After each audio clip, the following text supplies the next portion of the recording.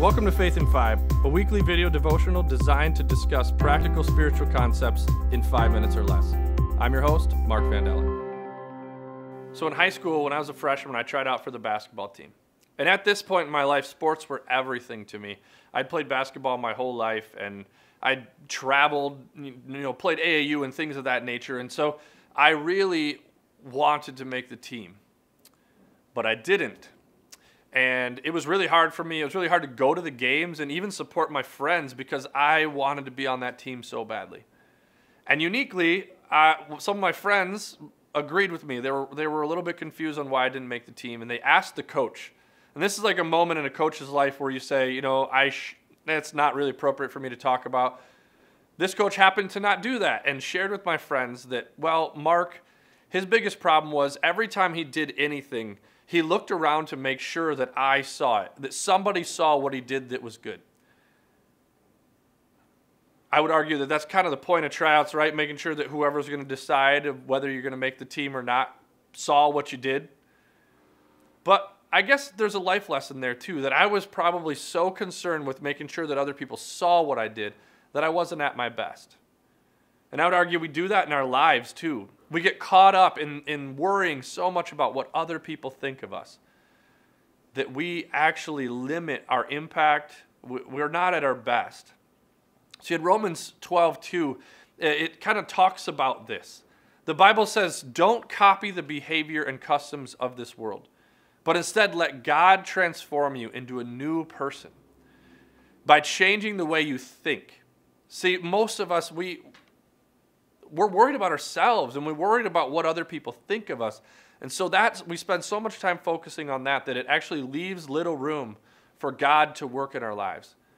It says, when we change the way we think, then you will learn to know God's will for you, which is good and pleasing and perfect. The Message version says it a little bit differently, and I love this version because it's so practical and applicable. It says, take your everyday, ordinary life, right? You're sleeping, eating, going to work, walking around this life, and place it before God. And then ask Him what He wants. Instead of worrying about what other people think, it says, ask God what He wants. And then at that point, when we focus our attention on God, you'll be changed from the inside out.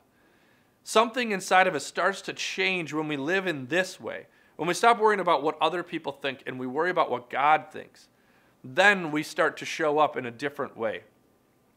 And it says, unlike the culture around you, always dragging you down, God brings out the best in you. As we wrap up our series based on Donald Miller's book, Blue Like Jazz, I want to challenge us to think about our lives in a way that the only person who's watching who matters is God.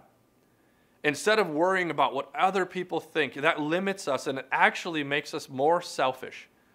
See, Donald Miller says in his book, he said, I've always been so conscious of all of these things that are going on around me and so self-conscious.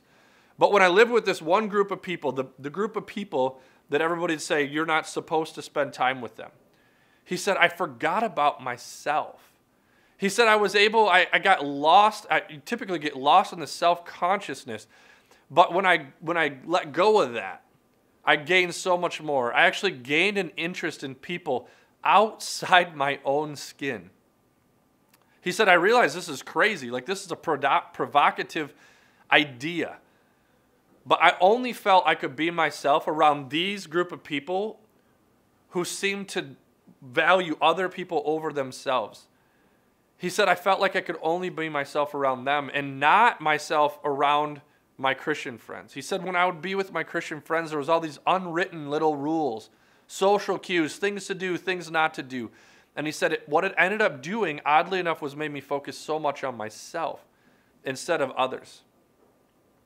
And he said, now that I've realized that about myself, I've learned this truth.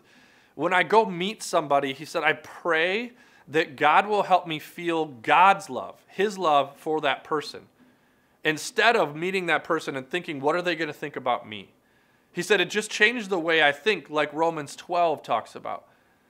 He said, I asked God to make it so that both conversations, the one from my mouth, the one that's in my head, and the one that's in my heart, are true. that I would worry more about that person and that it would be an accurate reflection of God in his life than worrying about myself. This week, as you live out your faith, consider the places that you still hold on to self, the places that cause you to be dragged down, stressed out, worried, because you're focused on yourself and worrying about what other people think. This week in your faith, lay your life before God and ask him to help change your thinking and the way that you engage others so that they would experience God more and that you would live in this world as a more accurate reflection of who God is.